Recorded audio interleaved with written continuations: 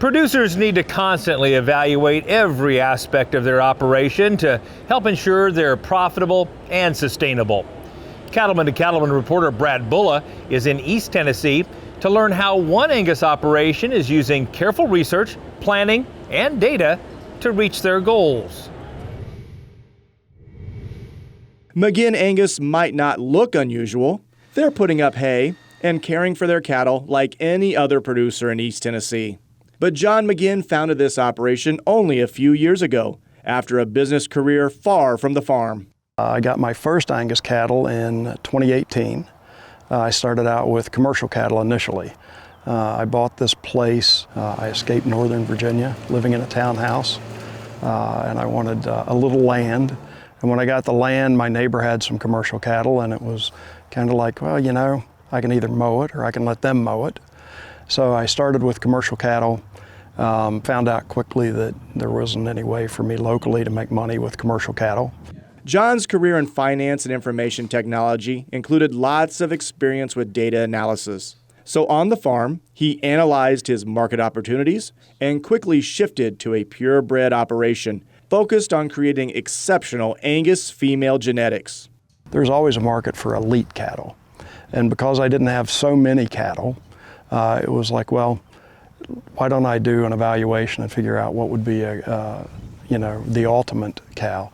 So I spent, probably 4 or 5 months really evaluating EPDs, talking to some of the breeders.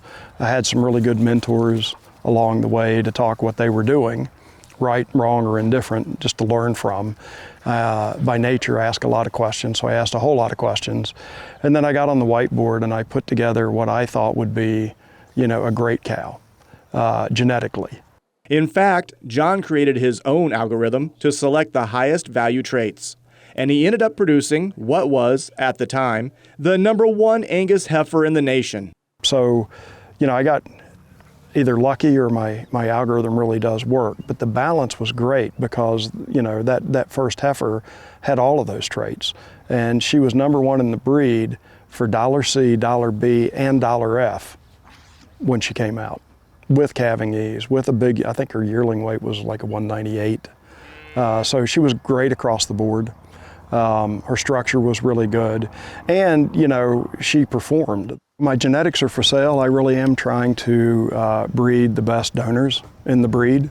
I'd like my legacy to be that cattle for generations to come started with some of my offspring. As he's worked to build his cattle operation, John has kept his off-farm job. Even so, he remains sharply focused on bottom-line results. I keep all of my inputs in QuickBooks.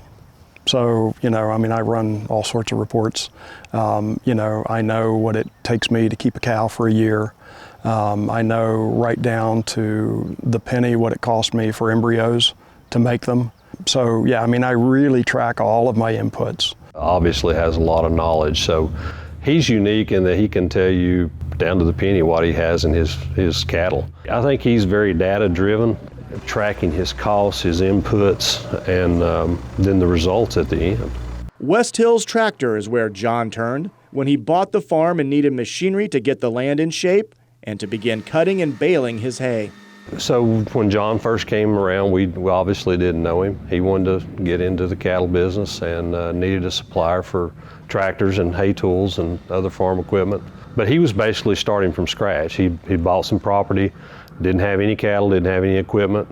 So we sold him his first tractor, and then we sold him some hay equipment after that and developed a relationship. I established a really good relationship with my local New Holland dealership. Chad's my salesman. I know the owner, Tim, well, so working with them and trying to really figure out them understanding my need for speed, because I have a day job and I need to be able to be efficient with my time. Buying the right equipment, I'd rather buy, more robust equipment that's going to help me do the job faster. The thing I found out about John right off the bat was it was more than just, hey, I want a hobby to do. He had a desire to do this, and his thing is he wants to have good cattle, healthy cattle, and he wants to take care of the land, and he wants to leave it in better shape than where he got it, and he's done that. And so we began to talk about the equipment he's going to need. So I have a compact track loader. I have a T5 110 cabbed New Holland four-wheel drive tractor. I use a New Holland baler. I use a New Holland rake. I use a disc mower conditioner that's a New Holland. I grind all my hay because I don't waste any that way, so I had to buy a hammer mill. I needed a mix wagon. So I bought a number of things, and the dealer's been my partner all along the way as I bought all of the equipment. With the same skills he uses to analyze the genetic traits in his cattle, John also tracks data on the performance of his New Holland equipment. I look at the service life of it, and I come out with an hourly rate of what does it cost me over the course of that machine's life to run it. So that's the base rate. Then if it uses fuel, I factor in, what's the fuel consumption per hour for the piece of equipment. And then I look at the service interval and what's it cost to service that piece of equipment by the number of hours. And I come out with a blended hour rate of what every piece of equipment on the farm cost me, and I track it. As important as his machinery is to him, knowing he can count on good advice and reliable service from his New Holland dealer is critical for John as well. I just can't say enough about West Hills Tractor and the service that they provide, both in the repair shop, the parts, and even supplies. Hay season, they're crazy busy, but they've been out here in the middle of hay season where I broke a chain on the baler or, needed a belt repaired. So in general, it's just the fact that, I know they're a partner with me. Whatever I need, they're right there to help me. They're a phone call away, whether it's working hours or not. I just get great service from them. When you care about that person, you're going to want to make sure that they're getting the best bang for their buck in what they do. And that's what we try to build here at West Hills Tractor. Reporting from McGinn Angus in East Tennessee, I'm Brad Bulla for NCBA's Cattleman to Cattleman. One of the highlights each year at the Cattle Industry Convention is the huge NCBA trade show. And today finds us at the New Holland trade show booth. They have two displays this year, one inside and the other outside. And with us is Mark Lowry, a familiar face and name here on Cattleman to Cattleman. And thanks as always for joining us here on the program to talk about some of the latest and greatest in agricultural technology from you folks at New Holland. And today we want to talk about this awesome new self-propelled windrower out here.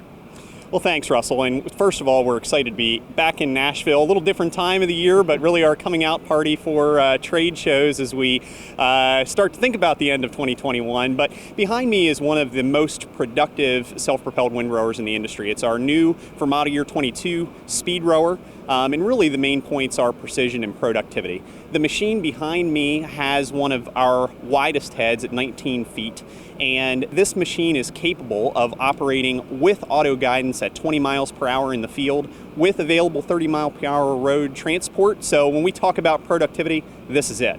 Absolutely. In production agriculture, efficiency truly is the name of the game. And when the sun is out, you have to make hay, so to speak, right? You got it. And we understand that very well. Hay is in our DNA at New Holland. And so when I talked about that wide head, we've really redesigned this machine from the head to the tail of the machine. And so when we think about the Durabine 419, again, that 19-foot header that's on the front, from cut quality to drying, because that's where it's at in hay, to be able to lay down a nice even swath to dry quickly. When the sun's out, we've got to make hay. We want to make sure this machine can get through the field faster than anybody else, cut cleaner than anybody else, and be able to help you put hay away no matter what package you're putting it in. Absolutely. Well, we invite folks to stop by their local New Holland dealer back home and either check it out for themselves or even just get their hands on some information, whether it be in their hot little hands or find it online. But let's talk about this trade show in particular, Mark, because it is a great opportunity to connect with cattle producers from across the country,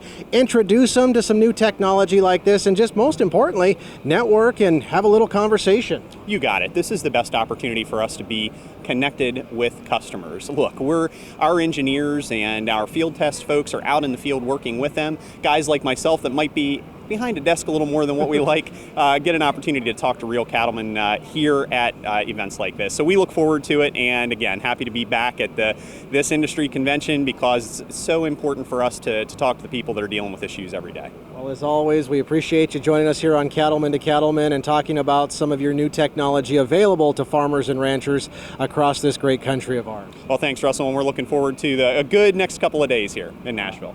All right, sounds good. Again, we'll be talking with New Holland's Mark Lowry about their new and exciting self-propelled windrower. With that, we'll go ahead and send it back to you. To learn more about how New Holland equipment can help your operation, just visit their website, newholland.com.